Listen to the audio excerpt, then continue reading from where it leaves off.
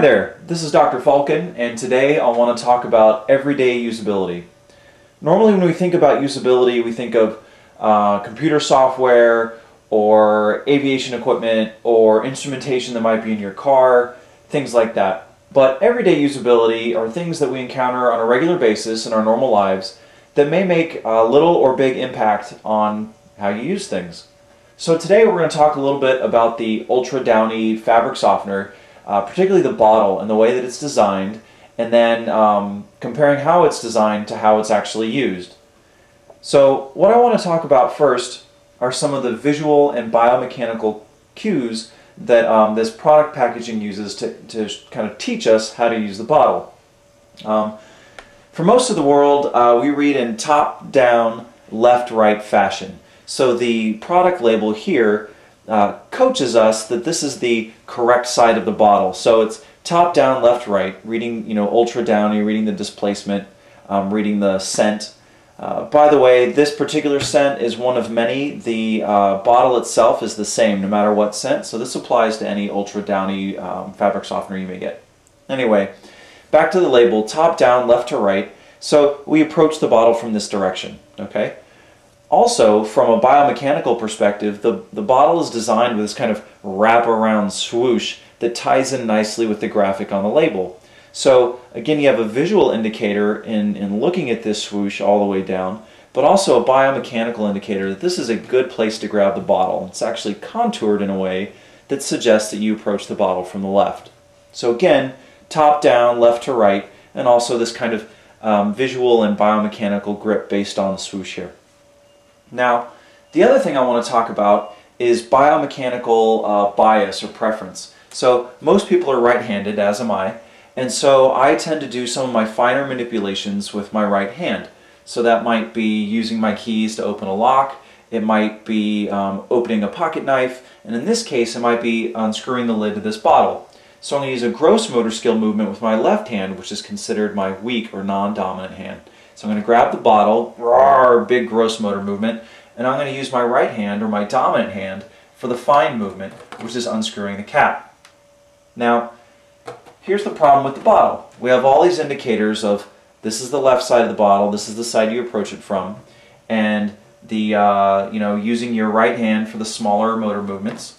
We unscrew the cap, and now we have the problem with the bottle. The spout is backwards. This guarded part of the spout, the shield part, serves to keep all the liquid pouring in the same direction as you pour it into the cap. The problem is, if this is our left side bias, we expect to tilt the bottle this way, which actually means that the spout is open and it creates a mess. Don't ask me how I know, several times. So basically what needs to happen for this bottle to work properly from a usability perspective is for the spout to be backwards. It needs to be facing this direction as opposed to this direction. Unfortunately, you can't move this spout, especially after you've used it, because even though the spout's very well designed, there's still liquid fabric softener all around it, and it's very difficult to grasp. So, unfortunately, they took a really nice design, because it is fairly easy to hold no matter what your hand size is when you grab it from the left to the right.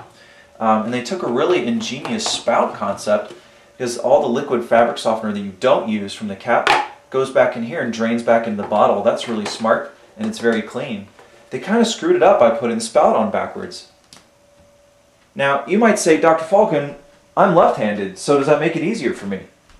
Well, let's reverse it. So you're going to use your right hand, your non-dominant hand if you're a lefty, for your gross motor skill. Well, all of a sudden, you have two options. You could choke up really high on the neck here in order to put your thumb on the swoosh, or you could try to grab it down here, and this actually isn't terrible. The problem is that you sort of get into this lobster claw grip, which is not super great when there's a lot of liquid in the bottle. This one's empty, so it's easy for me to manipulate it. So again, if we're left-handed, our dominant hand does the fine motor skill, and you can pour this way. Now the problem with this approach is that you're relying on your non-dominant hand to do gross motor skills when a lot of the liquid may still be in here and makes it more difficult to pour. So it's still not a super great design, even if you're left-handed. And again, population bias, in the United States, most people are righties. So overall, cool packaging, good design, good thinking, but they screwed up on the spout. And I really wonder if the people who made this product did any real usability studies with people before they finalized all the product packaging. Anyway, this is Dr. Falcon. Thanks for watching this piece about everyday usability. I encourage you to check out my blog, which is located at journal.drfalcon.com, and also to subscribe to my YouTube videos. I've been putting a lot more up recently. And please leave a comment either on the blog or on my YouTube stream. Thanks for watching. Have a good one.